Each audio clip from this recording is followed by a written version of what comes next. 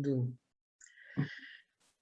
Hi, this is Tanja here in Heal Your Heart Global, and today my guest is Lene Skovmark, and I've looked so much forward to interview her today because she is such an amazing lady.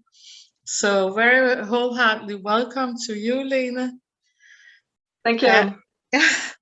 And I was thinking about, could you please start to present yourself?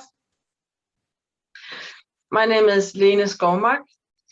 I was originally trained as a nurse, and long story short, I went to Africa for some years to serve there, sent out by a missionary society. Then when I came back 20 years ago, I started studying theology at the University of Copehagen, and I graduated 15 years ago. Now I work as a pastor, a priest in a Danish folk church in Hvidovre. And I also work with how to meet spiritual seekers. I'm very much involved in teaching Christian spirituality and Christian meditation. And I combine this with my work as being a pastor. I'm also a spiritual counselor. So this is why, yeah, and I also enjoy this possibility to share some of my ideas and my thoughts. Yeah, thank you. It's very interesting. You have been a lot around. As I can listen, you have been in Africa, and now you are a priest in Hvidovre Church. So yeah, and I'm so happy today because I like theology. I like the Bible, and sometimes something makes me wonder, and now I have the opportunity today to speak actually with you about things I think about sometimes. So let's start. So what does faith actually mean for you? I have always believed in God. So for me, faith is more than believe in, and it's also to trust in God. No matter what happens in your life, I keep trusting. So faith is trust in God, and it's much more than believing in something and something a special dogma. And so it's rather to live my life with God and to follow his instructions and have the conviction that everything is okay because it's in the hands of God, even if things happen which I do not really understand in the moment. I keep trusting and meditating, so he will have his way with me. So faith is trust and to live the faith. Yeah. All right, I see. And you know, and sometimes it's in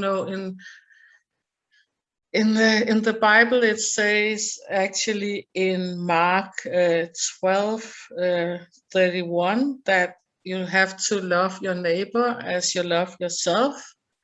And actually it makes me think a lot about it because I like it. I like it very much, but on the contrary, if a person doesn't, how can I explain it, has a bad behavior toward me, how can I then love my neighbor, or how do you interpret it? Because as far as I see, I am supposed to love people, all people around me.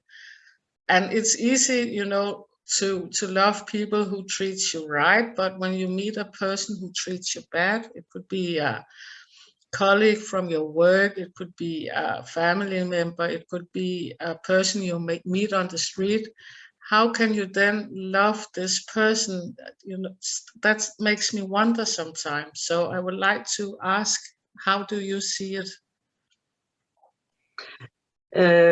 Yes, I shall love my neighbor, no matter who and how he or she is.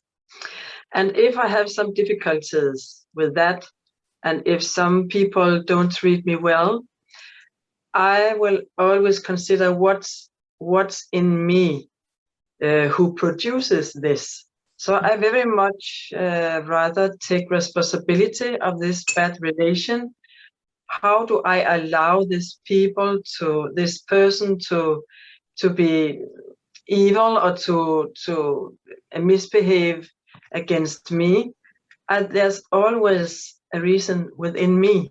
So I look very much into me, and I really train myself to forgive the person, because there's also always a reason within the person which I don't know, which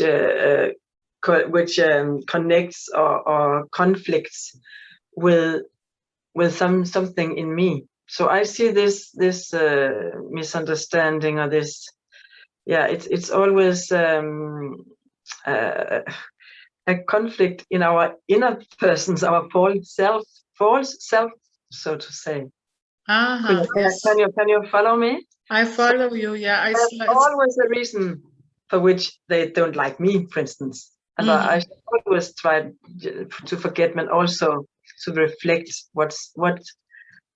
why does this not work? Yeah. Yeah.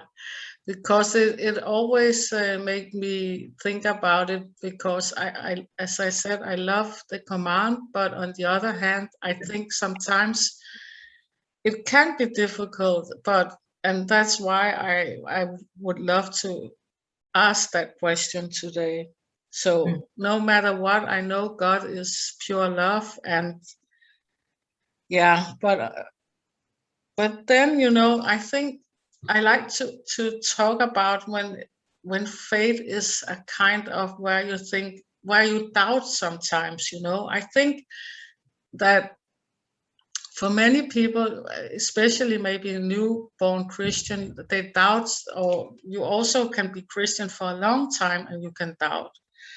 Especially when you feel misunderstood by other people, or if you feel lonely, and so on. So I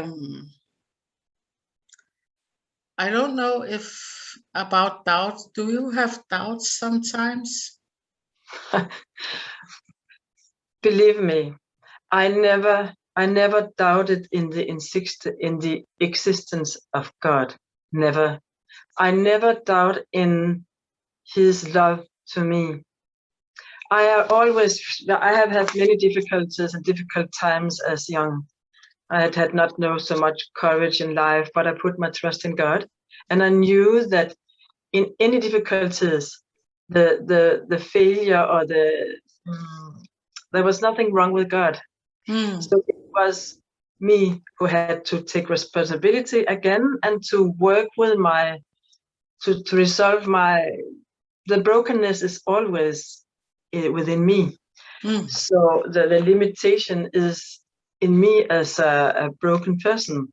So because if I doubt whether God is there or He cares for me, then I'm alone. Then it's really a problem. So I better take care of keep trusting, no matter what. Yes. This is my a counsel. So it might seem easy. Maybe it's a gift to have this pure faith, but life has not been easy for me. But I knew that God, He is always there. So I have to struggle with my things and receive healing of God in my life, and through therapy and what is necessary. So I'm not so typical, because I never doubt in God. There's no reason at all, because He is there. Yeah, beautiful. That's good. Yeah, that's nice. I love that. So keep trusting, keep thanking God, keep praising God. Yes. And then He will really reveal Himself and help you. Yes. All right. That's beautiful. So when I go back to this doubts, you know, and I think sometimes in the world there is natural disasters, there is evil, and there is, so, you know, in a global world, so much happened, you know, where I think, where are you, God? Where are you? I hope it makes sense for you, and Yeah. that's why I was picking this theme up about Yeah. why is there illness and all this and that, and we pray to God and all, and you know, okay, why is it is like that? You think? Yeah. I see in the creation in Genesis, I see that God created the world. Everything was well, as he wanted it to be. So then he also created human being. And then everything went in the wrong direction, because we choose rather our own ways than God's ways. So when I look upon the evil in the world, I say, what are we people doing now? Why do we create all this? Sometimes is hell on earth. And I'm sure that God is suffering. He is crying with us and suffering with us and trying to help us out, but we make the mess.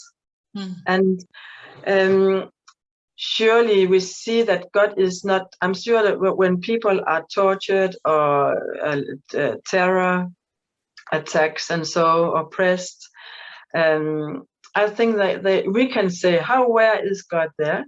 But they take refuge to God.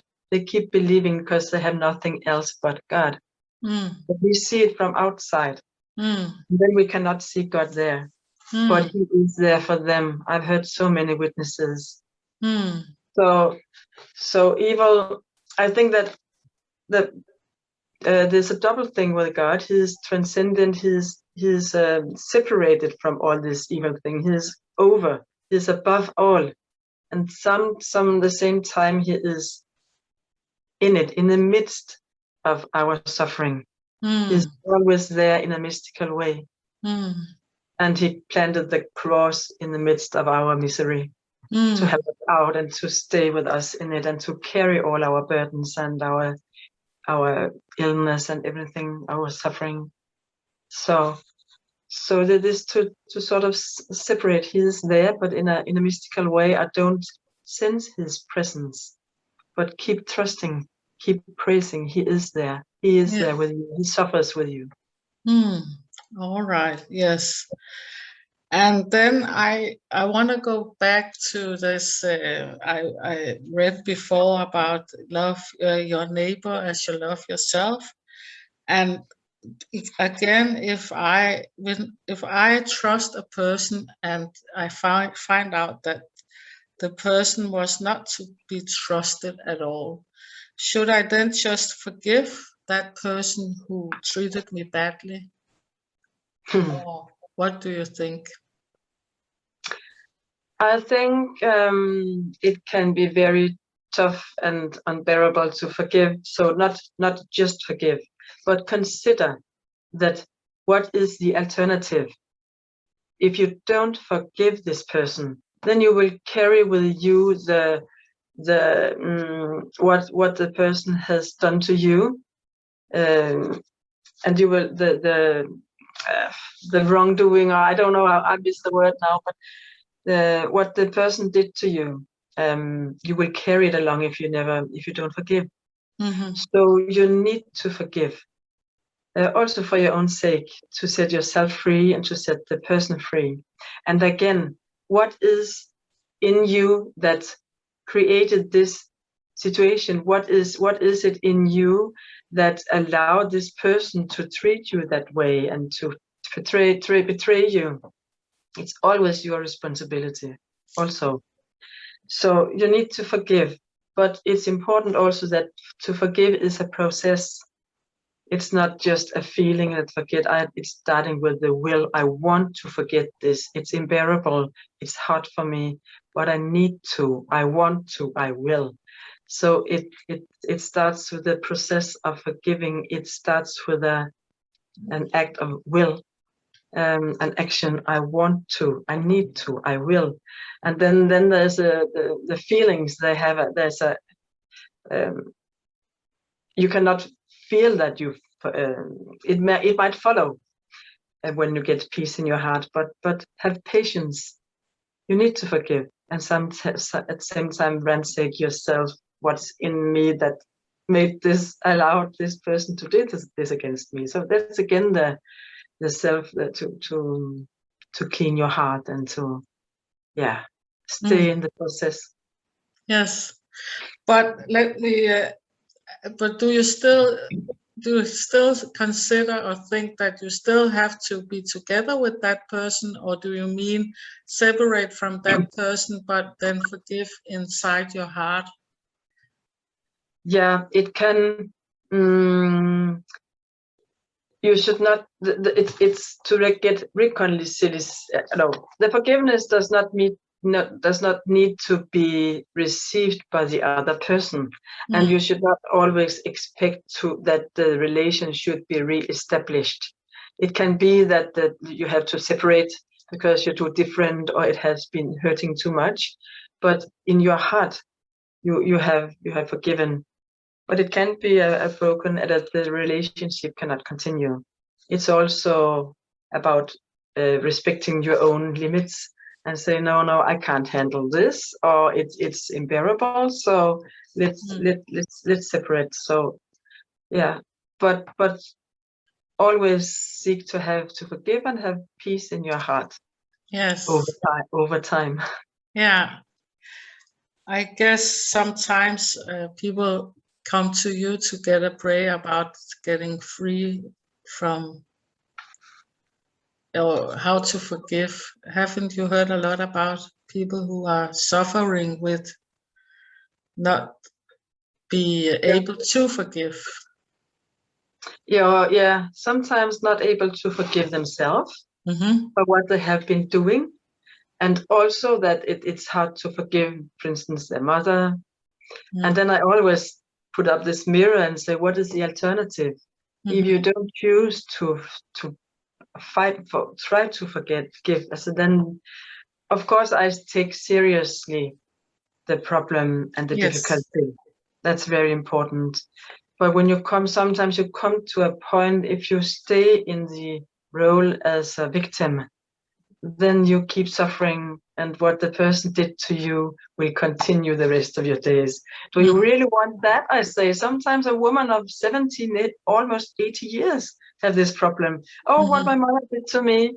I said, stop, now you're adult, you are free, you must forgive, you must take care of yourself for the rest of your days. Otherwise, she's still with you. So yeah, I understand.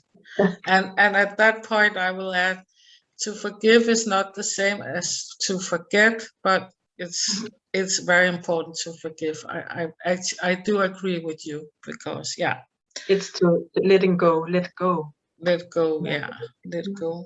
All right.